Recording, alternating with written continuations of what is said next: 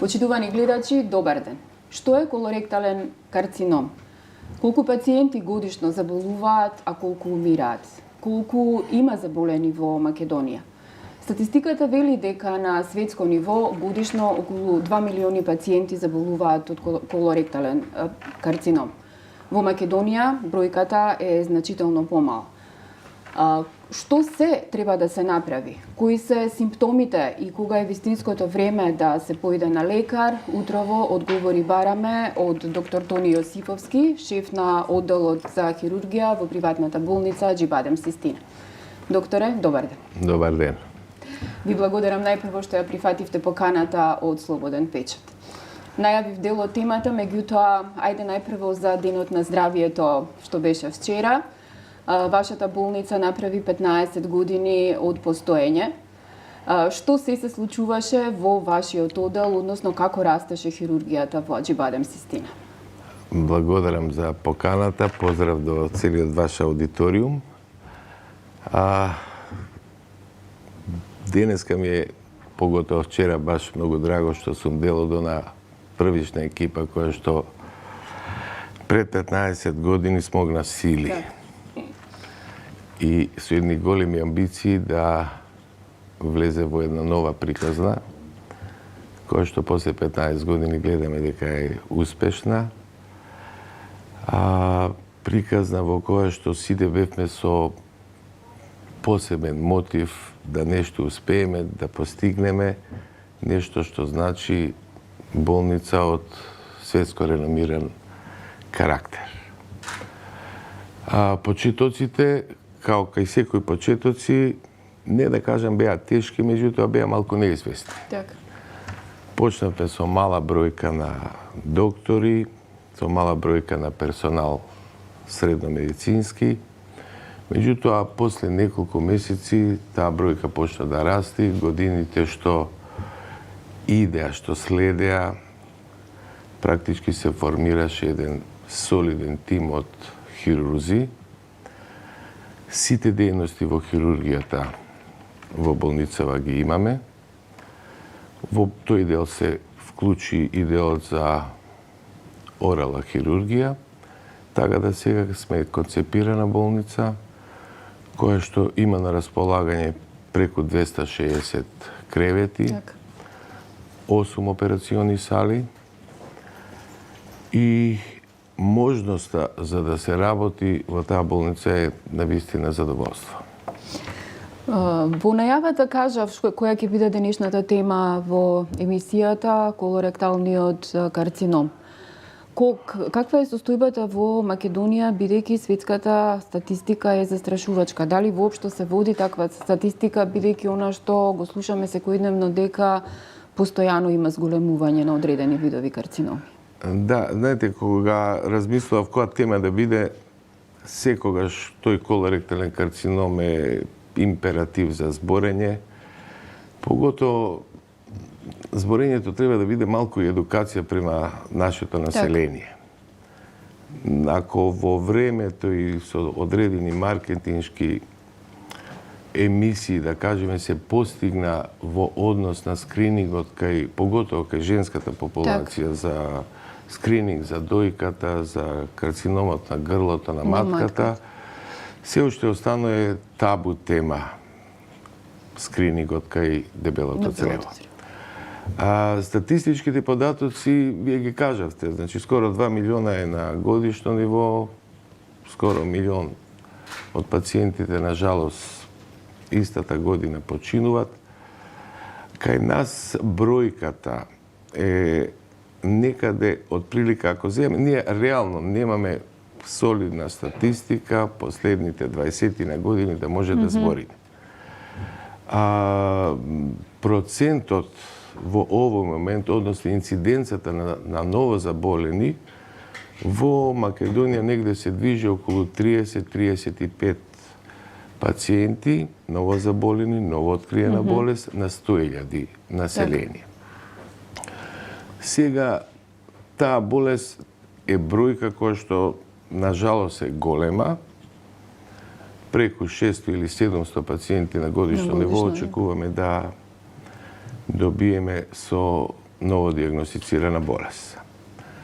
Од друга страна, ако гледате некоја литература пред 30 на 40 години, тоа била болест на стара популација. Пациенти кои што имале над 70 години, некаде 8-та декада, најголем процент заболени. Денеска бројката на новозаболени е многу зголемена кај помладата популација. Да кажам, популација испод 40 години возраст. Ние во наша болница сме лекувале пациентка која што имала 19 години со докажан карцином на дебело црево. Кои се симптомите, докторе, кога станува збор нели за карцином на дебело црево? Обично велат дека крварењето, меѓутоа многу често од пациентите тоа го поврзуваат и со појавата на хемороиди, па не одат на време на лекар. Какво е вашето искуство? Знаете, кога ќе дојдат симптомите, кај пола пациенти веќе болеста е напредната. Најчесто се симптоми во крварење, тешкоти во празнење, слабокрвноста. Симптомите доаѓаат од тоа каде е лоцирана болеста, каде примерно се јавува. И меѓу мои пријатели, да кажеме, лекувани од хемороиди, имале крварење, меѓутоа не може некој да лекува хемороиди ако не го прегледа пациентот. Така. Мислам, тоа е најголемата грешка што воопшто се прави. Прегледот е обичен, не кошта многу пари за обичен преглед. Меѓутоа, гледавме статистички дека годишно, да кажеме, ако тие пациенти биле прегледани, барем 3 до 4 на ниво на Македонија, немале да имаат операција која што ќе заврши со трајна кеса. Така. Што, да кажеме, представува еден условно проблем кај пациентот. Од друга страна, 30% од пациентиве што ги добиваме, веќе во фаза на диагностика и диагностицирани, веќе имаат локално напредната болест или далечни метастази. Во зависност од статистиката што имаме и во зависност од стадиумот на болеста, се одредува и смртноста кај пациентите. Колоректалниот карцином, ако на време се открие, е болест која што може успешно да се лекува и 5-годишното преживување на тие пациенти да биде преку 90%. Така.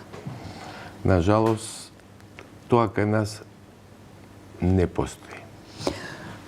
Секогаш велиме дека превенцијата е најдобра заштита. Во светот знаеме дека, зависно од земја, од држава до држава, имаат некаква државна, зборувам, програма и пациентите одат на колоноскопија во зависност од тоа дали се над 40 или 50 години. Кај нас државна програма нема. Еве да им препорачаме на пациентите што треба да се направи за да не се дојде до фатални последици. Видете, секогаш претходно, како што спомнав, мамографиите, паповите кои што се изведуваат, колоноскопскиот преглед во скрининг програмата, да кажеме, е еден од најточните прегледи. Пациенти кои што имаат 45 годишна возраст, поготово 50 годишна возраст, мора да имаат направено превентивно колоноскопија. Све со цел за бројот на карциномот да се намали. Така. Америка пред 10 години имаше објавена студија дека годишно заболат 150.000 пациенти кај нив. Ланската година излегоа дека бројот на карциномите во Америка е 120.000 на годишно ниво. За 30.000 пациенти со програма на превенција успеале да сите оние премалигни лезии на дебелото црево без оперативен третман, со помош на ендоскопија, со резекција на тие полипи, бидат тргнати. Не доаѓа преку ноќ тој карцином. Првиот презнак и стварањето на карциномот најчесто доаѓа преку формирање леден израсток во дебелото црево, кој што во главном го викаме полип. тој полип, за да се створи во карцином, или така наречена од аденомски, тоа е жлездана структура, до карцином, тоа е аденом карцином секвенца која што некаде е 4 до 6 години. Така. Значи има сосема доволно време да се сето тоа превенира. Кога сме веќе кај превенцијата, обично велат статистиката, повторно ќе се вратиме на статистика, мажите се тие кои што се, да кажам, склони на заболување, за разлика од жените.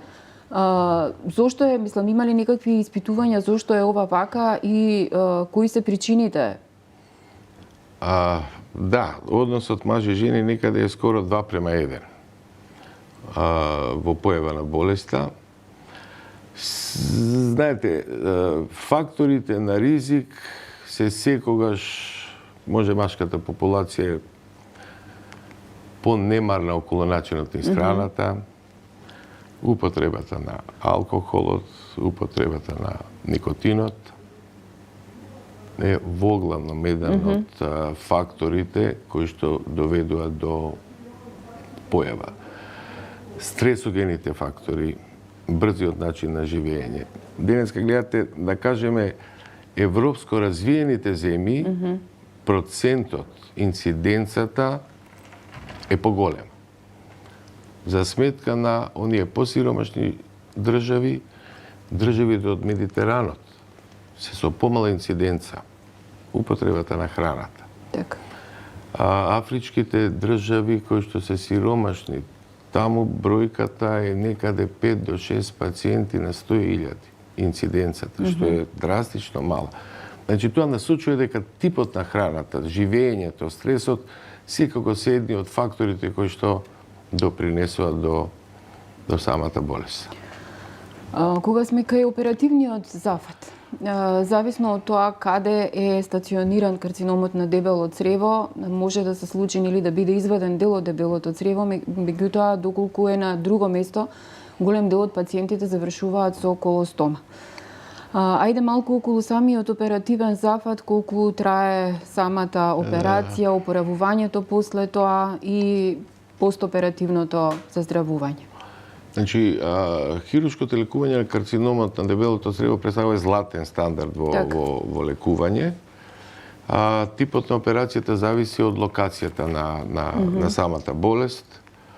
Сега најделикатно и најпроблематично представува завршниот дел на дебелото црево, кој што го викаме ректум. Така. Колку е понизок карциномот на ректумот, колку е поблизу до тој анален канал, каде што се сфинктерите кои што во главно се одговорни за држењето на столицата, на база на тоа се планираат операциите. Преска ви спомнав, значи неколку 3 до 5 пациенти годишно во Македонија не би имале кеса ако на време се диагностицирал. Сите ниски карциноми, да кажеме, кои што веќе имаат продор и влез во оној сфинктерниот апарат, тоа се пациенти кои што веќе не може да се направи операција и да се зачува сфинктерниот апарат, затоа што за кратко време ќе имаме повраток на самата болест. Така да тие се пациенти кои што живеат понатаму со колостомска кеса. Во моментот стресот е голем, кога се каже тоа за пациент, меѓутоа со тек на време се навикнуваат на целата таа состојба, имаат квалитет на живот нормален. Значи има и спорти, може да спортуе, може да било што да прави. Значи едноставно пациентиве со колостома не се инвалиди. Така. Меѓутоа болеста била на тоа место све со цел да биде тоа комплетно извадено. Онколошките принципи, значи кога се работи за тие ниски, ултраниски, се збори дека од видливата граница на туморот минимум треба да се биде 2 сантиметра испод. Ако не се исполнат тие услови, онда повратокот на болеста е поголем. Така. Околу самиот тек на операцијата и периодот после тоа, што Оперативното следува? лекување, значи во главном пациентиве се во болница некаде од 5 до 8 дена. А лежењето во болница зависи од тоа пациентот колку е со претходно да кажеме придружни болести, односно ние го викаме коморбидитети. Најглавном е кога ќе се направи таа спојка на црево со црево, тоа латински се вика анастомоза, компликациите што доаѓаат кај постоперативниот доаѓа од попуштање на таа спојка. И затоа тие пациенти остануваат подолго во болница за да може да ги исконтролираме. Така. Нормално, ние им даваме првиот постоперативен ден да јадат фул храна, се со цел да бидеме сигурни дека таа анастомоза, таа спојка е заздравена добро. Така да, понатаму, тоа е просекот на некое лекување. Кај нас, вадевме статистика, некаде лежењето во болница е 6,9 дена. Што, да кажеме, сме некаде можда и подобар од просекот на светската статистика, што збори за 7,2 дена.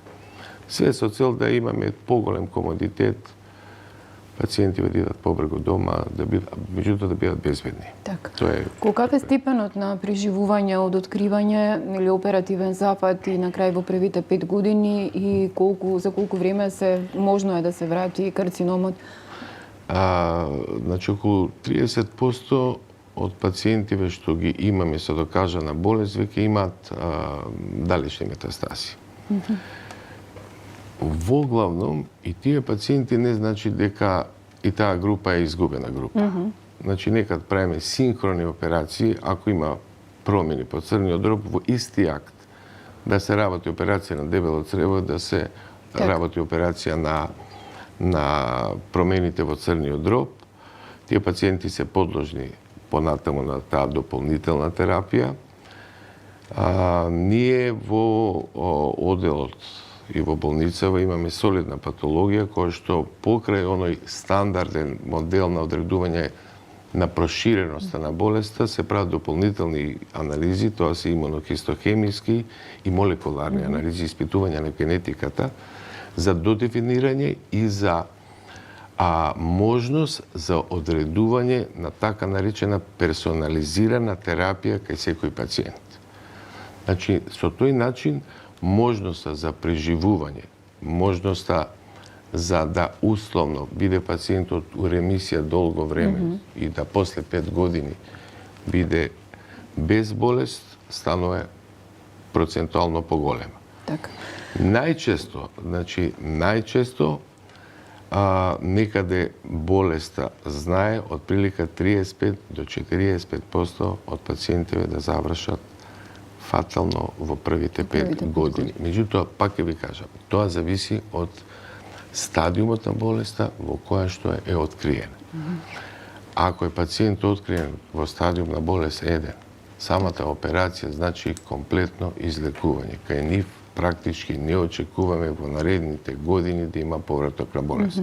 Со тоа што тој пациент е должен да иде и да ги слуша советиве на хирургот за да иде на дополнителни контроли. Така. Најчесто се прават контроли во првите 2 години 3 пати годишно, а понатаму се прават до 5-та година се прават 2 пати годишно.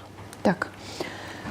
За крај на интервјуто, дали постојат некакви брзи тестови за откривање на окултно крварење, бидејќи крварењето некако од сам почеток се поврзува со карцином? И една препорака до пациентите, што треба да направат за да не се случи да развијат карцином на дебело црево? Значи, постојат тестови кои што може да се направат и во домашни услови или во лаборатории во болници. Имавме ние пред неколку години на државно ниво една програма за тоа тест на слепо крварење, кој што е со одредена сензитивност и специфичност во однос на тоа, затоа што употребата на многу лекови, на препарати, железо, хемороидната болест, дава позитивни, односно лажно позитивни резултати. Сега по пазар се да кажеме така наречени генетски тестови, каде што маркерот го каптира мутантниот ген од самиот од изметот, кој што се ослободува од туморските клетки, што на некој начин е поголема сензитивноста на тој тест. Меѓутоа, секогаш е многу битно да се на време прави таа превентивни колоноскопски прегледи. Така. Значи, за крај препорака на пациентите дека освен превентива, друго ништо не ги спасува во превод. Видете, апсолутно, да. Така. Апсолутно. Тоа е тоа. Почитувани гледачи, ова беше хирургот доктор Тони Јосифовски од приватната болница Џибадем Систина. Вие останете во добро здравје, следете на веб изданието и секако очекувајте го издавањето на нашиот весник. Ви благодарам за вниманието.